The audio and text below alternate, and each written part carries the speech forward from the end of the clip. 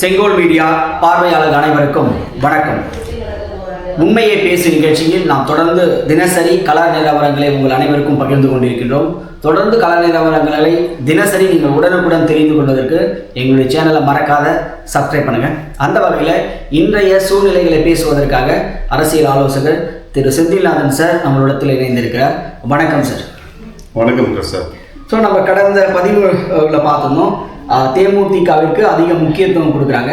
அதே நேரத்தில் இத்தனை ஆண்டு காலமாக தோளுக்கு தோளாக, தோழனுக்கு நல்ல ஒரு தோழனாக அரவணைத்து வரப்பட்ட, தனக்கு நிகராக ஒரு பின்பத்தில் வாழ்ந்து கொண்டிருக்க இருந்த விசிகாவிற்கும் தமிழக வாழ்வுரிமை கட்சிக்கும் ஏற்கனவே வழங்கப்பட்டிருக்க விசிகாவையும் தமிழக வாழ்வுரிமை கட்சி நீங்கள் ஒன்றா கூட சரி, ஓகே. ஸோ இப்போ விசிகாவுக்கு எடுத்துக்கோங்க இல்லையா? ஸோ இப்போ வந்து விசிகாவுக்கு முக்கியத்துவம் குறைக்கப்படுவதற்கான காரணம் என்ன? புதியதாக வந்த கட்சிக்கு அதிகமான சீட்டுகள் ராஜ்யசபா சீட்டு, ஆனால் ஏற்கனவே கூட்டணியில் இருந்த கட்சிக்கு குறைவான எண்ணிக்கையிலான சீட்டுகள் மட்டுமே வழங்கப்படுகின்ற சூழலில் நீங்கள் எப்படி பார்க்குறீங்க? எதனால் இது மாதிரி ஒரு மாற்றம்? பிரசாத் நிறைய வேலையில் இருக்கார், முக்கியமான வேலையில் இருக்கார்.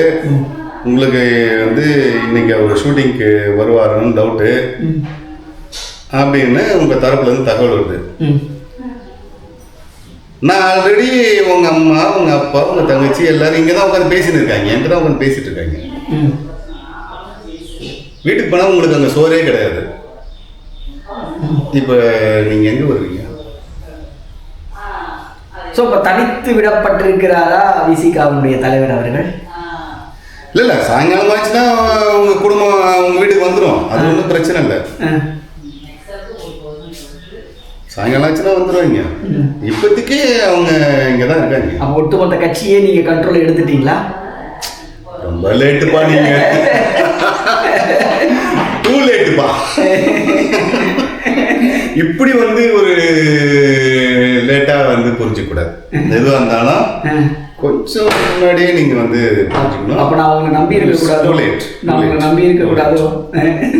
அரசியலில் நிரந்தர எதிரியும் இல்லை, நிரந்தர நண்பனும் இல்லைன்னு பல முறை உங்க சொல்லிட்டு இருக்கும் போதெல்லாம் எதுக்கு அந்த வார்த்தையை யூஸ் பண்ணுவாங்கன்னா, அரசியலில் நிரந்தர எதிரி கிடையாது, இவங்க போய் ஃப்ரெண்ட்ஷிப் ஆகும்போது சொல்றதுக்காக சொல்லுவாங்க.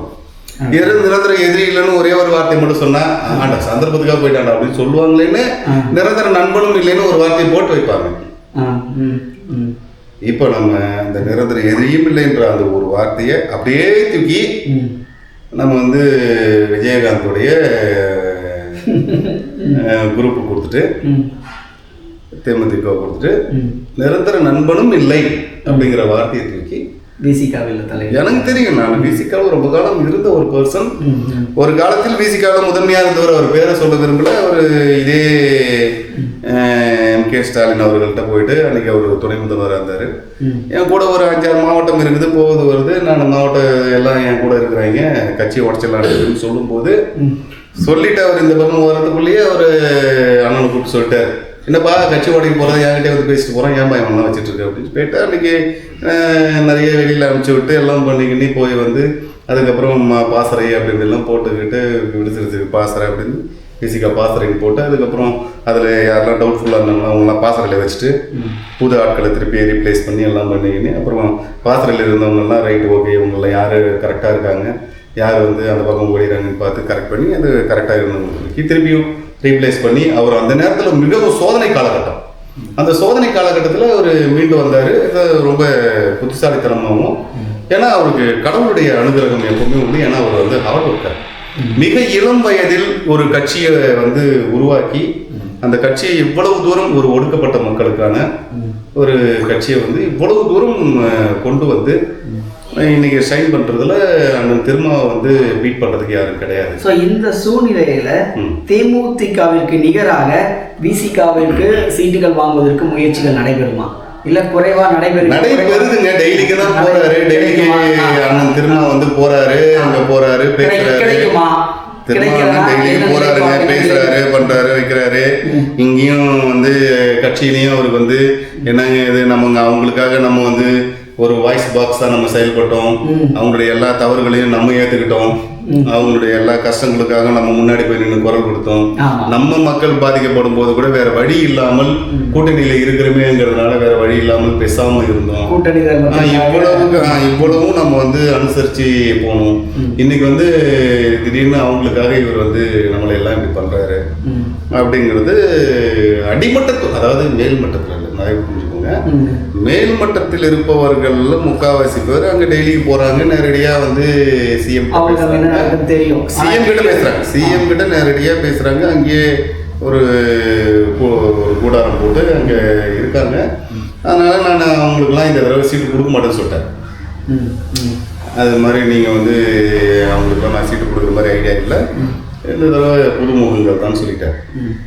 அது ஒரு பக்கம் இருந்த போதிலும் அதுக்கான ஒரு இது பண்றாரு. எனக்கு இந்தந்த ஏரியாக்கள்லாம் சொல்லியிருக்காங்க, இந்தந்த ஏரியாவில் இருக்கிற இல்லை இந்தந்த ஏரியாவில் இருக்கிறவங்களுக்கு தான் இந்த தடவை முன்னுரிமை அப்படின்போது அங்கே போய் உட்கார்ந்து இருக்கிறவங்க யாரோ அவங்களுக்கான அந்த அவங்களோட சொந்த இடங்கள்ல அந்த தொகுதிகள் வர்றதுக்கான வாய்ப்பு கிடையாது. அதாவது அவருக்கு தெரிஞ்சு அதாவது நல்ல மனிதர். அதே நேரம் வந்து அவருக்கு வேற வழி இல்லாமல் அதை அவர் சொல்றாரு, எனக்கு இப்போ அரக்கோணம் கொடுக்குறாங்களா, அரக்கோணத்தில் யார் வந்து அந்த ஏரியாவில் முக்கியஸ்தர் யாரோ நம்ம கட்சியில அவங்களுக்கு தான் இந்த தடவை சீட்டு. அப்போ இங்க போய் உட்காந்துருக்க 5 பேர் அரக்கோணத்தை சார்ந்தவங்க கிடையாது. அந்த மாதிரி ஒரு அடுத்த பிளானுக்குள்ள வர ஏன் எனக்கு கொடுக்கல என்பது அந்த ஏரியா திமுகவை சொல்லிச்சுப்பா, அந்த ஏரியா ஆளுங்களை போடல ஜெயிக்கல, நீங்க அந்த ஏரியா ஆளுங்களை போட்டு ஜெயிச்சிருக்கும்ல அப்படின்னு கேட்டாங்கப்பா, அதனால நான் அதை பண்றேன் அப்படின்னு அவங்க பக்கம் ஒரு சில பேச்சுவார்த்தைகள் அங்கே போயிட்டு இருக்கு. இந்த நேரத்தில் அந்த அடிமட்ட தொண்டு, அந்த கட்சியினுடைய அடிமட்ட தொண்டர்களுடைய மனநிலை எப்படி இருக்கும்? அதாவதுங்க, எதையுமே எதிர்பார்க்காமல் விசிகா அப்படிங்கிற ஒரு கட்சிக்காகவும் இனம் அப்படிங்கிற ஒரு விஷயம் சார்ந்தும் இன்னைக்கும் வந்து ஒரு கிராமத்தை எடுத்துக்கிட்டிங்கன்னா குடிசையில் வாழக்கூடிய சமுதாயத்தை சார்ந்த அந்த ஷெட்யூல் காஸ்ட் சமுதாயத்தை சார்ந்தவங்க இன்னமும் கூரையிலையும் குடிசையிலையும் ஏதோ இருக்கிற கொஞ்சம் நஞ்ச இடத்துலையும் வந்து வாழ்ந்துட்டு இருக்காங்க. அதான் உண்மை. கோமுரம் குடிசை போட்டு வாழக்கூடியவங்க குடிசை வீடுகள்ல தான் சென்னையிலே கோமுரம் குடிசை போட்டு வாழக்கூடிய வந்து ஷெட்யூல் காஸ்ட். அவங்களுக்கு வேற வழியே இல்லை, பொருளாதாரம் அப்படிங்கிறது அவங்களுக்கு இல்லை. அப்போ பொருளாதாரம் இல்லங்காட்டி கூட ஒருத்தர் பொழைச்சிக்கலாம்.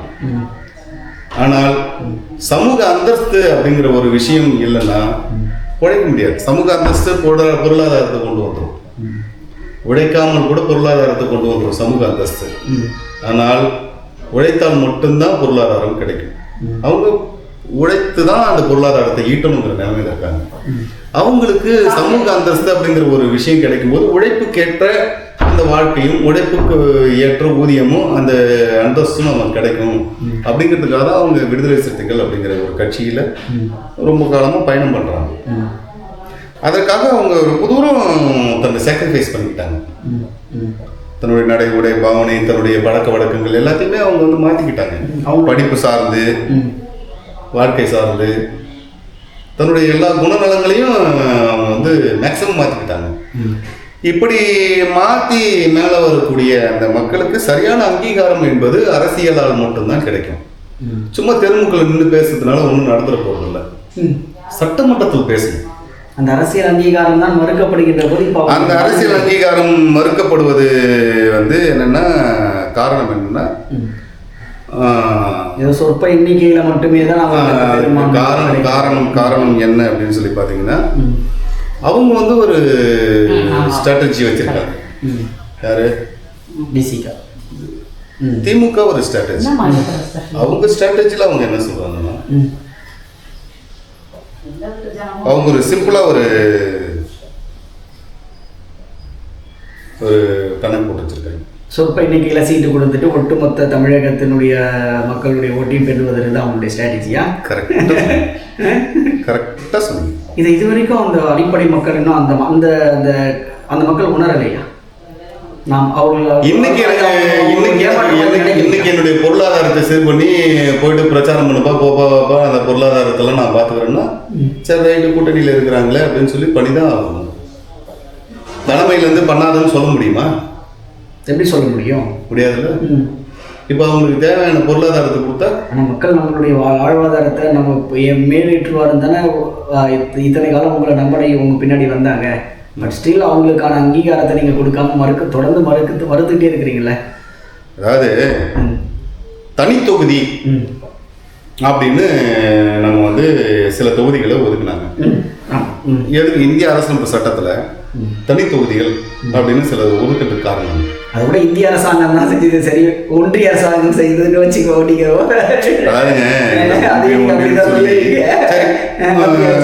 அது வந்து தமிழ்நாடு நீங்க என்ன செஞ்சீங்க? இல்ல தமிழக ஒன்றியத்தில்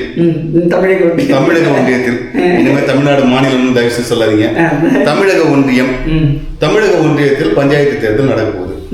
இந்த பஞ்சாயத்து தேர்தலில் ஊரில் வந்து தலைவர்களை நீங்கள் வந்து தனி தொகுதி கொடுக்குறீங்க. ஒரு 2-3 பீரியடு தனி தொகுதி தான். அதுக்கப்புறம் தான் நீங்கள் ஜென்ரல் மாறும் இல்லையா? இப்போ தனி தொகுதி கொடுக்கும்போது எதுக்கு கொடுக்குறீங்க? அந்த அடித்தட்டு மக்களும் அந்த குறிப்பிட்ட சமுதாயத்து மக்களும் மேலே வரணும், அவர்களுக்கான அந்த அரசியல் அங்கீகாரம் கிடைக்கணும். அதன் பிறகு தொடர்ந்து அந்த அங்கீகாரத்தை தக்க வச்சுக்கிறது யாருடைய வேலை? அவங்களுடைய வேலை. அம்பேத்கர் சொல்லுவார், அரசியல் என்பது ரொம்ப ரொம்ப ரொம்ப ரொம்ப கஷ்டமான, ரொம்ப கொடுமையான, ஒருத்தனுடைய வாழ்வாதாரத்தை எல்லா விதத்திலையும் சிதைக்கக்கூடிய, ஒருவனை வந்து அடிமட்ட ஸ்டேஜுக்கு கொண்டு போகக்கூடிய கஷ்டமான ஒரு விஷயம். ஆனால் என்னால் முடிந்தவரை உனக்கு நான் எல்லா கதவையும் திறந்து வச்சிருக்கேன் அவர் சொல்லுவார். என்னால் முடிந்தவரை உனக்கு நான் எல்லா கதவையும் திறந்து வச்சிருக்கேன், ஏதாவது ஒரு கதவு வழியா உள்ள வந்து மேலே வந்துரு அவர் சொல்லுவார். ஆக உங்களுக்கு எல்லா கதவையும் திறந்து வச்சாங்க. தனி தொகுதியில் 5 வருஷம் நான் 3 தடவை 5 வருஷம் போட்டி போட்டேங்க. ரைட்டு. 4ஆவது தடவை ஏங்க 3 வருஷம் நான் இருந்துட்டேன். இந்த தடவை ஊருக்காக இருக்கு. நீங்க ஏங்க அந்த முடிவுக்கு வரீங்க? அப்போ நோக்கம் என்ன? அரசாங்கத்தின் நோக்கம் என்ன? 3 தடவை நீங்க வந்துட்டீங்க, 4ஆவது தடவை நீங்க வந்தீங்கன்னா, நீங்க போய் நின்னீங்கன்னா 5ஆவது தடவை 6ஆவது தடவை அப்புறம் மக்கள் எல்லாரும் ஒண்ணுதான்பா அப்படிங்கிற மனநிலைக்கு மக்களை கொண்டு வரணுங்கிறதுக்காக தான் இது அரசாங்கம் செய்யுது. நீங்க என்ன பண்ணீங்க? 3 தடவை நான் ஜெயிச்சிட்டோம், எங்க ஆளுங்க தான் வந்துட்டாங்க, 4ஆவது தடவை ஊர்ல இருக்கவங்க யாராவது வரட்டும். இதுதான் தப்பு. இந்த தவறு தான் அனைத்திற்கும் விதை போடுது. எதனால் நமக்கு இந்த கதவை ஓப்பன் பண்ணி விட்டாங்க அப்படிங்கிறது தெரியாமல் நான் மனசாட்சியா நடந்துக்கிறேன். இதுல என்ன மனசாட்சி இருக்கு? நீ ஒரு இந்திய பிரஜை, அவங்க ஒரு இந்திய பிரஜை. நீ நான் 3 தடவை நீ ஒழுங்கா வந்து ஒரு தலைவராக இருந்து 4 தடவை உனக்கு போட போறாங்க. போய் நின்னா வருவார்ப்பா அப்படின்னு சொல்லி போட போறாங்க, ஓட்டு போட போறாங்க. நிக்க வேண்டியதானே? இப்போ உங்களுக்கு புரியும்னு நினைக்கிறேன். இங்க என்ன நடக்குது அப்படின்னா, இப்போ வந்து திமுக இதுக்கு வந்து இவங்களுக்கு விடுதலை சிறுத்தைகளுக்கு இடம் கொடுத்தாலும் கொடுக்காமட்டியும் திமுகவுக்கு விடுதலை சிறுத்தைகள் வேலை செய்வாங்க. ஏன்னா வந்து அவங்க வந்து அப்படியே பழகிட்டாங்க. இந்த நட்பு வட்டாரம் அவங்களுடைய எல்லாம் கொடுக்குறாங்க, போக்குவரத்து எல்லாமே அவர்களுக்கான உரிமையை அவங்க கேட்கல. அவர்களுக்கு உரிமை கிடைக்காட்டாலும் பரவாயில்லைன்னு பணிகள் செய்வாங்கன்னு சொல்ல வரீங்க. அவங்களுக்கு உரிமை கிடைக்கலங்கிறது மேல்மட்டத்தோட முடிஞ்சு போச்சுங்க. இங்க நமக்கு ஒரு அங்கீகாரம் கொடுக்குறாங்கல்ல, கீழ்மட்ட லெவல்ல ஒரு அங்கீகாரம் கொடுக்குறாங்கல்ல, நீங்க போயிட்டு வேலை பாருங்க, போங்க வாங்க, பொருளாதாரத்தில் உங்களுக்கு என்ன சிக்கல் அதை நாங்கள் சரி பண்ணுறோம், அந்த தேவைகளை நிவர்த்தி செய்வதால சரி மக்கள் வந்து பணிகள் செய்வாங்கன்னு சொல்லிடுங்க. அதனால விசிகா பொறுத்தன மட்டும் டாப் மோஸ்ட் லெவலில் அவர் கூட இருக்கிறவங்களையும் கொஞ்சம் பேர் எனக்கு நேரவே அவர் தெரியுமே, எனக்கு நேரவே சிஎம் தெரியுமே அப்படிங்கிற லெவலில் இருக்காங்க. கீழ்மட்ட லெவலில் இருக்கிறவங்க ஐயா நீங்கள் நச்சு பண்ணிக்கோங்க ஐயா, நாங்கள் விசிகாவுக்கு வேலை செய்வோமா செய்யறோம், திமுகவுக்கு வேலை செய்வோமா செய்யறோம், யாரோ ஒருத்தருக்கு வேலை பார்த்து கொடுக்கணும், அதுக்கான ஊதியத்தை மட்டும் கொடுங்க, நாங்கள் வேலை பார்த்து கொடுவோம். எங்களுக்கு அரசியல் ரீதியாக அங்கீகாரம் இல்லாங்காட்டியும் அரசியல்வாதிக்கு ஓட்டு கேட்கறதுக்கான அங்கீகாரமாவது வருது இல்லை, அந்த அங்கீகாரத்தை நாங்கள் கொடுக்கணும். அதிகாரத்தில் சமரசம் செய்து கொள்கின்றார்களோ? அதிகாரத்தில் சமரசம் செய்யல, அதிகாரத்தில் இருப்பவனுக்கு நானும் ஒரு வேண்டப்பட்ட ஆளு அப்படிங்கிற விதத்தில் நான் என்னை சமரசம் செஞ்சுக்கிறேன் முதல்ல. அப்புறமா நான் அதிகாரத்துக்கு வரேன். முதல்ல இந்த அங்கீகாரத்தை நான் வாங்கிக்கிறேன் அப்படிங்கிறதுல இருக்காங்க. ஏன்னா தொடர்ந்து ஒவ்வொரு தேர்தல்களையும் கூடுதலான எண்ணிக்கைக்கு போன மாதிரி தெரியல. அவர்களுடைய கவுண்ட் வந்து பார்த்தீங்கன்னா எம்எல்ஏ கவுண்ட் அதை விட குறைவாகவோ இல்லை அதுக்கு நிகராகவோ அப்படி தான் இருக்கே தவிர அதிகபட்சமான வளர்ச்சியை நோக்கிய சீட்டுகள் நமக்கு வழங்கப்பட்டதான் நமக்கு தெரியல. தொடர்ந்து பார்ப்போம் சார். அதாவது திருமான பேசும்போது நானே கூட சில நேரங்களில் அண்ணன் கூட பேசி இருந்திருக்கோம். சம்டைம்ஸ் கார் உள்ள உட்கார வச்சு பேசி அனுப்புவார், சம்டைம்ஸ் சாதாரணமாக உட்கார வச்சு பேசி அனுப்புவார். எனக்கெல்லாம் எழுத கற்றுக் கொடுத்ததே அவர் தான். இப்படி எழுதக்கூடாது பாருங்க, இப்போ இப்படி எழுத வச்சு இப்படி மாற்றி எழுது அப்படின்னு வாங்கி அதை அடிச்சுட்டு மாற்றி எழுதி கற்றுக் கொடுப்பாரு. பியூர் வெஜிடேரியன், நான்வெஜ் சாப்பிட மாட்டார். ரொம்ப ஒரு பிரில்லியண்டான ஒரு மனிதாபிமானமிக்க ஒரு தலைவர். நம்ம அதெல்லாம் அவரை வந்து இது பண்ண முடியாது. எந்த விதத்துலையும் நம்ம வந்து அவரை வந்து ஒரு குற்றமாக ஒரு குறையாக அவர் வந்து சொல்ல முடியாது. ஆனால் தற்போதைய சூழ்நிலையில் அவருக்கு வேறு வழியே இல்லை. என்னென்னா அவர் வந்து எப்படியாவது தன்னுடைய மக்களை வந்து மேலே கொண்டு வரணும், ஒரு நிலைப்படுத்தணும் அப்படிங்கிற நிலையில ரொம்ப கடுமையான ஒரு போராட்டத்தில் இருக்காரு. மிகப்பெரிய போராட்டங்கள் தான். எதிர்பார்த்த அளவுக்கான வளர்ச்சிகள் இல்லை இல்லையா? போராடிக்கிட்டே இருக்கிறாரு தன் மக்களுக்காக. அதான் சொல்ல வந்தேன்.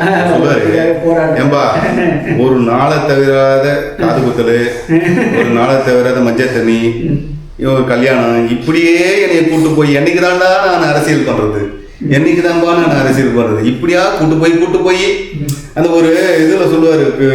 யார் சொல்லுவாருன்னா நம்ம சங்கராச்சாரியர் சொல்லுவார். சங்கராச்சாரியர் ஒரு ஊராக போவார். ஒரு ஊராக போய் அங்கே அந்த உழவர பணின்னு சொல்லுவாங்க இல்லைங்களா, அந்த மாதிரி ஒரு போயிட்டு டெவலப் பண்ணுவார். டெவலப் பண்ண போகும்போது அங்கே ஒரு யானை பாகம் போவான்.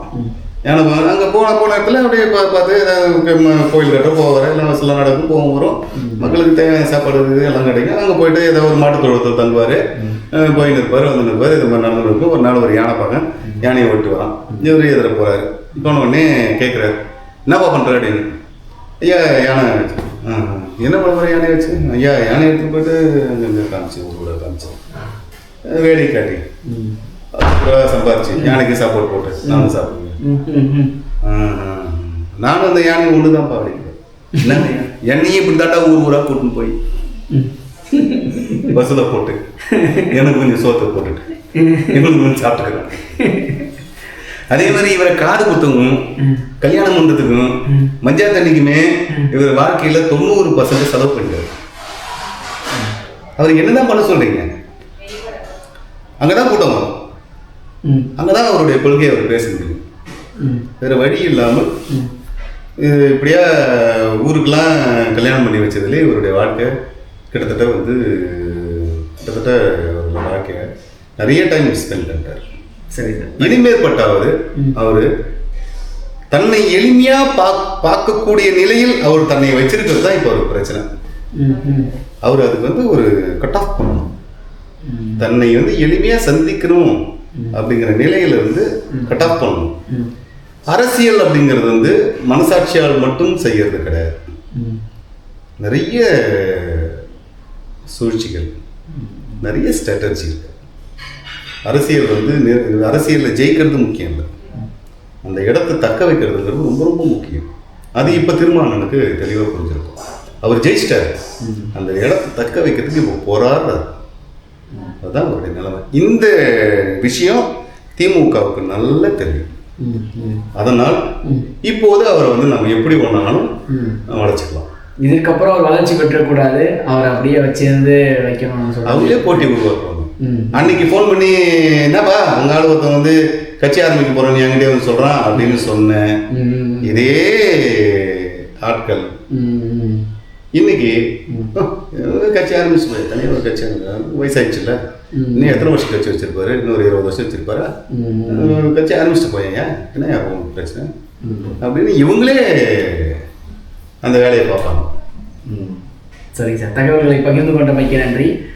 தொடர்ந்து பார்ப்போம்.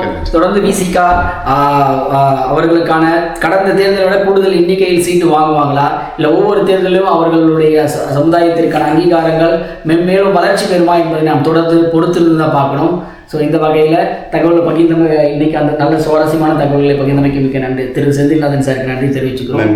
வாசகர்கள் அனைவரும் உடனுக்குடன் தகவலை தெரிந்து கொள்வதற்கு எங்களுடைய சேனலை மறக்காத சப்ஸ்கிரைப் பண்ணுங்கள். தொடர்ந்து சந்திப்போம். நன்றி, வணக்கம்.